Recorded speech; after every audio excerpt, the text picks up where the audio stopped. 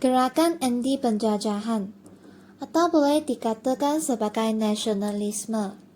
Semangat nasionalisme ini adalah satu perasaan yang berkaitan dengan kebangkitan semangat cinta akan negara sendiri atau tanah air sendiri. Semangat ini akan membantu rakyat ini menghalau kuasa yang menjajah mereka kerana timbul perasaan bahawa masa depan mereka dan negara sendiri harus ditentukan oleh orang tempatan.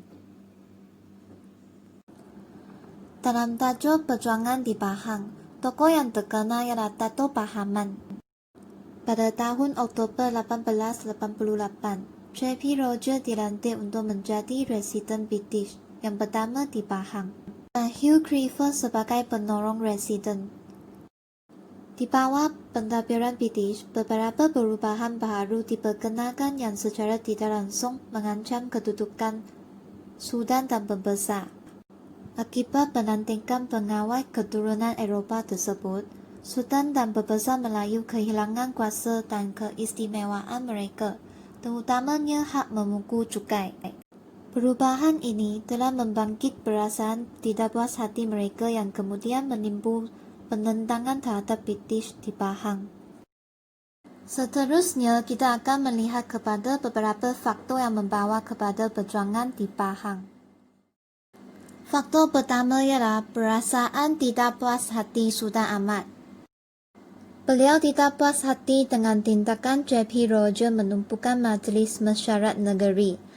Akibat penumpuhan majlis ini, Sultan Ahmad kehilangan banyak kuasa kerana semua keputusan tentang pentadbiran dan perundangan negeri diputuskan oleh residen. Manakala Sultan hanya diminta memberi persetujuan kepada semua keputusan yang telah dibuat. Pada bulan Julai 1889, Sultan Ahmad bertambah muka apabila British memaksa baginda menandatangani peristiharaan melantik puteranya Tengku Mahmud sebagai pemangku raja yang berkuasa penuh dalam pemerintahannya. Kebimbangan Sultan Ahmad bukan kerana terpaksa menyerahkan kuasa, tetapi sikap Tengku Mahmud yang dilihat terlalu bertolak ansur dengan British. Keadaan ini tentunya merugikan negeri Pahang.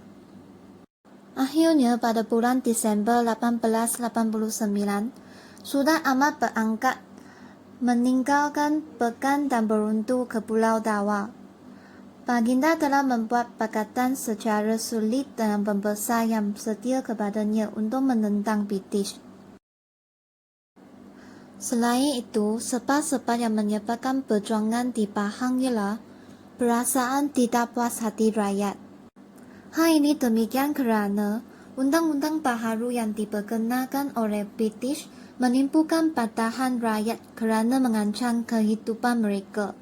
Di bawah undang-undang baharu itu, beberapa peraturan diperkenalkan, iaitu cukai tanah sebanyak 40 sen seekar untuk tanah kampung, tanah bayar, dusun dan tanah nipah.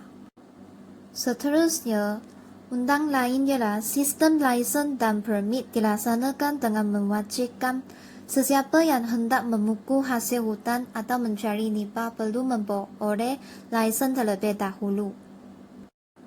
Bukan itu sahaja, rakyat juga diwajibkan bekerja sebagai buruh kerahan selama 2 bulan dalam setahun untuk kerja melibatkan kerajaan. Selepas undang-undang baharu yang diperkenalkan, sekatan yang melarang rakyat tempatan membawa senjata seperti keris ke mana sahaja mereka pergi. Peraturan yang melarang rakyat membawa senjata ternyata bertentangan dengan amalan tradisi orang Melayu. Ketika itu yang membawa senjata ke mana sahaja mereka pergi. Keadaan ini telah menimbulkan perasaan tidak puas hati rakyat terhadap pentadbiran British di Pahang. Tambahan pula, kebencian rakyat tempatan semakin memuncak berikutan kehadiran pasukan polis British yang kurang memahami adab istiadat dan budaya orang Melayu.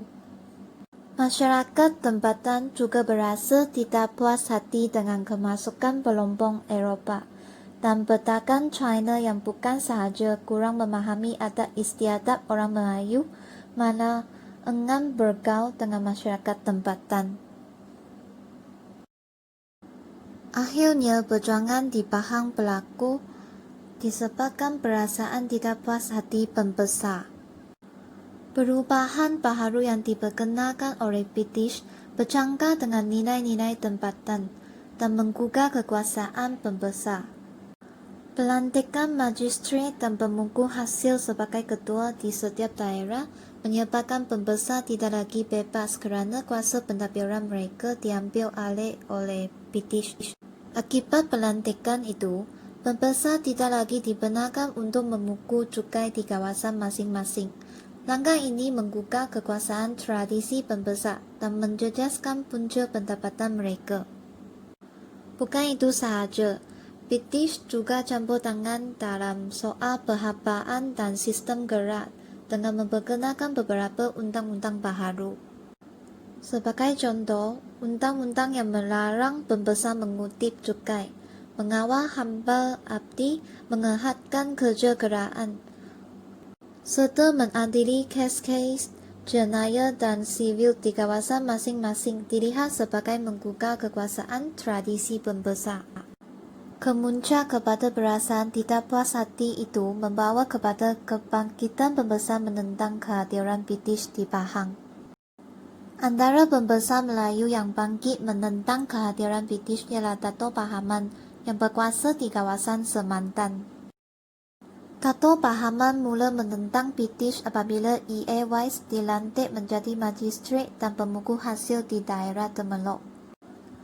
Pelantikan ini menyebabkan Dato' Pahaman dilarang mengutip cukai di kawasan kekuasaannya, iaitu Semantan.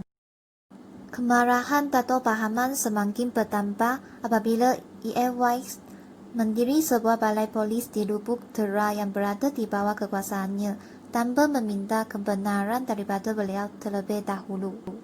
Tindakan itu dilihat sebagai menceroboh kawasan kekuasaan beliau serta boleh mengancam kedudukannya sebagai pembesar kawasan. Keadaan ini menyebabkan kebangkitan Dato' Pahaman untuk menentang British. Seterusnya, mari kita melihat latar belakang Dato' Pahaman, tokoh yang terkenal dalam perjuangan di Pahang. Nama sebenar Dato' Pahaman ialah Abdul Rahman bin Iman Noor. Beliau telah dianugerahi gelaran Orang Kaya Dato' Setia Perkasa Pahlawan Semantan.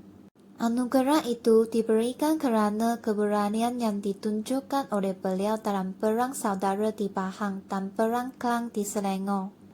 Selain itu, beliau juga dilantik sebagai pembesar Temelok setelah kematian orang kaya Indra Segara.